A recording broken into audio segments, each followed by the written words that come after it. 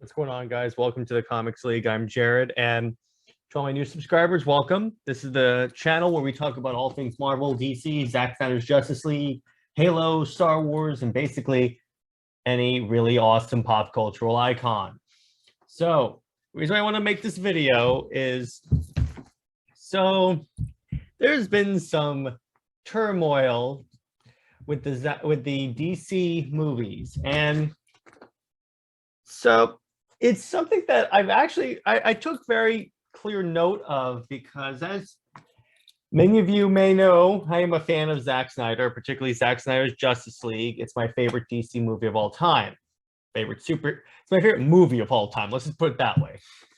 So recently, like, every live action DC movie was delayed. Now, at first, that might seem like, okay, one thing that's like kind of like, okay, it's just like that happens. Then we get news that, and again, Grace Randolph tweets, we all know she's known for giving accurate information, that Ben Affleck doesn't die in The Flash. In other words, so the way the story was supposed to go was that at the end of The Flash movie, Ben Affleck's Batman was supposed to die and then be replaced by Michael Keaton. But what actually happens now is that Ben Affleck doesn't die. So what I think this is doing is it's opening up the door to them maybe doing his HBO Max series. And in other words, like what I was telling Warner Brothers to do for a year now, ever since Zack Snyder's Justice League came out, was release the Snyder stuff on HBO Max. Make it like the Disney Plus series with The Mandalorian, and make it its own world. That's fine. And then you can do whatever you want to do, and whatever you do with the theater releases. That may be the only way we can get the SnyderVerse, guys. But what's interesting is that they delayed every single movie, especially The Flash, which indicates to me, and The Flash was supposed to, once again, completely like wipe the movie, wipe the SnyderVerse away.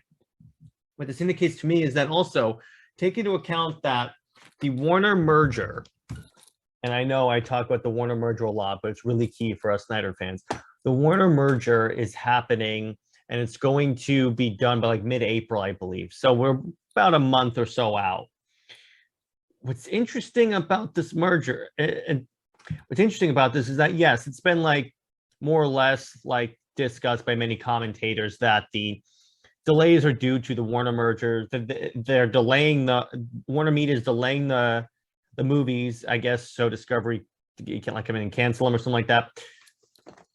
So what I think is happening, this is just the Jared from Comics League assessment. I think what's happening is Zaslav walked into this, was discussing the DC film slate with us, because no doubt he's looking at what makes money, and he's probably saying, okay, so recently we have all these statistics coming out about what a hit that Snyder Cut was. In fact, it was like the 4th most streamed movie last year, and it sold out of DVD places, and anything associated with the Snyder Cut sells out, and it was a big hit for HBO Max. Why aren't we continuing with that? So I don't think he's ordering them to do anything, because he legally, I guess he can't until the merger's done. That's why we really can't announce any new things until the merger's done. So what I think is happening is he's basically hinting, he's informally telling them, okay, we're going to go with this direction too, because you guys don't know what you're doing. Yes, the Batman's good, but I at least enjoyed the Batman. But so far, that's the first movie in like, since the SnyderVerse was like, since like Aquaman, that has done well for DC. Birds of Prey tanked, Wonder Woman 2 tanked, both deservingly.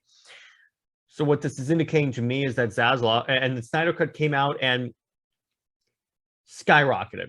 So what I think is happening is Zaslav is basically telling them, listen, this was successful, continue this. Whoa. Why don't we do more of this? I think this will be really fun. The fans obviously like it. Non-fans like it. Why don't you? That's what makes the most sense here. So in other words, it looks, and once again, this is going to take a while if they're going to, like say the SnyderVerse is like being restored. Now, and everything, I've heard estimates that filming could start as early as like next year, like within the next 3 years. So, I mean, we'll see what happens. Again, none of this is confirmed. This is just my like assessment based on what's happening. Also, one more point I'll mention before I sign off. Toby Emmerich, otherwise known as Perpetual Stick in the Mud, otherwise known as Toby Flenderson from The Office, he indicated, he basically made a statement after the Batman that said all future DC projects will be creator-based. Really?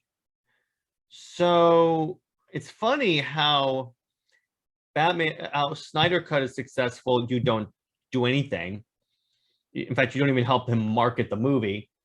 And then the Batman successful, and you're like, we're gonna cater to creatives. Most likely, I'm thinking that Nolan leaving Warner Brothers and releasing his movie with Universal was a big black eye for Discovery. I mean, for Warner. So I think that they're looking to save face. And once again, what's the best way to save face? SnyderVerse. In fact, a poll came out and of who's the most popular Batman. I think you can all guess who won. That is Ben Affleck's Batman. He won. And once again, everything the SnyderVerse touches is gold. You saw what happened when Zach Vero, I'm not sure the exact term for Vero. He basically posted a video saying Happy Thanksgiving, but in the background was Final Crisis, which for the most part is the basis behind Justice League 3. You saw that book like sold out like that. I can't snap, but you know what I'm saying. So anything this dude touches turns to gold. And you know DC sales aren't doing that well. What they should just do is send Zach a bunch of comics and say, strategically place these in your movie, in your like social media videos. Do that. Let's do this. My point is, looks even more like the SnyderVerse is being restored. Hope you guys enjoyed this video. I will see you next time. And once again, this is Comics League, where we talk about all things Marvel, DC. Mostly it's DC right now because Batman and SnyderVerse stuff is happening. I was just on Max MVP Priestley's live stream last night. Be sure to check that out on his channel. I interviewed Gabriel El-Tayeb, former DC colorist and co-author of Truth, Justice, American Way. And I've interviewed Wes from Thinking Critical. So we've got lots of great content coming out. Channel's growing. We really can't wait to do more content with you guys in the coming days and weeks and months and hopefully years. All right, everyone, stay heroic. Bye-bye.